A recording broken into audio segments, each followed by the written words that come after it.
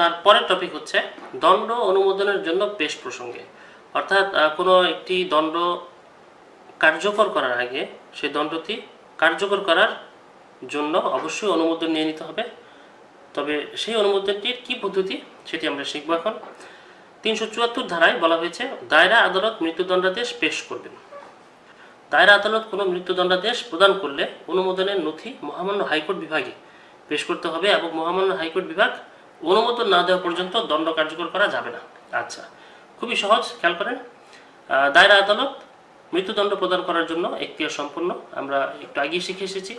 এখন কোনো একটি বিচার কার্য শেষ হওয়ার পর দায়রা আদালত যদি কোনো আসামিকে মৃত্যুদণ্ড প্রদান করেন তাহলে চাইলে সেটি করতেই পারেন, কিন্তু মৃত্যুদণ্ডাদেশ প্রদান করলেও মৃত্যুদণ্ডাদেশ কার্যকর করার আগে অবশ্যই দায়রা আদালতকে মহামান্য হাইকোর্ট বিভাগের অনুমোদন নিতে হবে এবং অনুমোদন নেওয়ার জন্য মোকদ্দমার নথি মহামান্য হাইকোর্ট বিভাগে পেশ করতে হবে এবং যতক্ষণ না পর্যন্ত মহামান্য হাইকোর্ট বিভাগ মৃত্যুদণ্ডাদেশ কার্যকর করার জন্য অনুমোদন না দিচ্ছে ততক্ষণ পর্যন্ত এই দণ্ড কার্যকর করা যাবে না।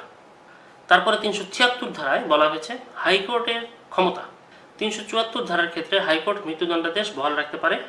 আচ্ছা, খেয়াল করেন যে 374 ধারায় দায়রা আদালত মৃত্যুদণ্ডাদেশ প্রদান করেছিল। এখন সেই মৃত্যুদণ্ডাদেশ কার্যকর করার জন্য হাইকোর্টের কাছে পাঠানো হয়েছে যাতে হাইকোর্ট অনুমোদন দেয়। এখন হাইকোর্ট বিভাগ এই ক্ষেত্রে কি করতে পারে, কি ক্ষমতা তার রয়েছে? প্রথমে সে যেটি করতে পারে সেটি হচ্ছে যে মৃত্যুদণ্ডাদেশ বহাল রাখতে পারে বা আইনানুগ অন্য কোনো দণ্ড দিতে পারেন বা নতুন বিচারের জন্য নির্দেশ দিতে পারেন বা আসামিকে খালাস দিতে পারেন। অর্থাৎ হাইকোর্ট বিভাগ তার কাছে যেটি উপযুক্ত মনে হয় হাইকোর্ট বিভাগ সেটিই করতে পারে।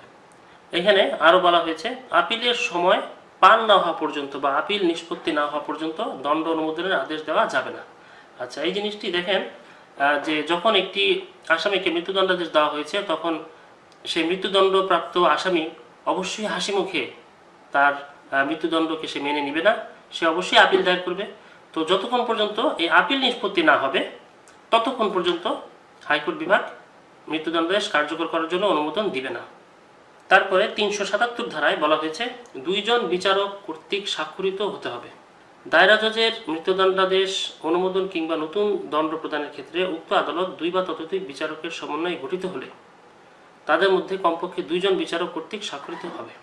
আচ্ছা, খেয়াল করেন, দায়রা আদালত অনুমোদনের জন্য মৃত্যুদণ্ডাদেশের নথি হাইকোর্ট বিভাগে পেশ করেছে। তো হাইকোর্ট বিভাগের যে আদালত এই মৃত্যুদণ্ডাদেশ অনুমোদন প্রদান করবে সেই আদালত যদি 2 বা ততোধিক বিচারকের সমন্বয়ে গঠিত বেঞ্চ হয়, আমরা জানি যে বেঞ্চ কাকে বলে, যদি এমন হয় যে সেই বেঞ্চে 2 বা ততোধিক বিচারক রয়েছে তাহলে তাদের মধ্যে কমপক্ষে 2 জন বিচারক অনুমোদনের জন্য স্বাক্ষর প্রদান করবেন। আরও বলা হয়েছে উল্লেখ্য এরূপ মামলার বিচারকগণ তাদের অভিমতের ক্ষেত্রে সমানভাবে বিভক্ত হলে সেক্ষেত্রে তাদের অভিমত সহ মামলাটি অন্য একজন বিচারকের নিকট পেশ করা হবে এবং তার সিদ্ধান্তই গৃহীত হবে।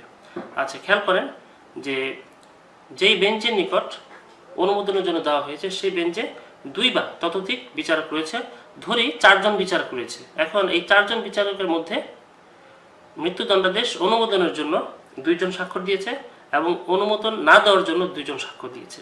এখন যেহেতু 4 জন সমানভাবে বিভক্ত হয়েছে সেক্ষেত্রে এখন কি করা যাবে? এখানে যেটি করতে হবে সেটি হচ্ছে যে তাদের অভিমত সহ এই মামলাটি আরেকজন বিচারকের নিকট পেশ করা হবে এবং সেই বিচারক যে সিদ্ধান্ত দিবে সেই সিদ্ধান্তই চূড়ান্ত হবে।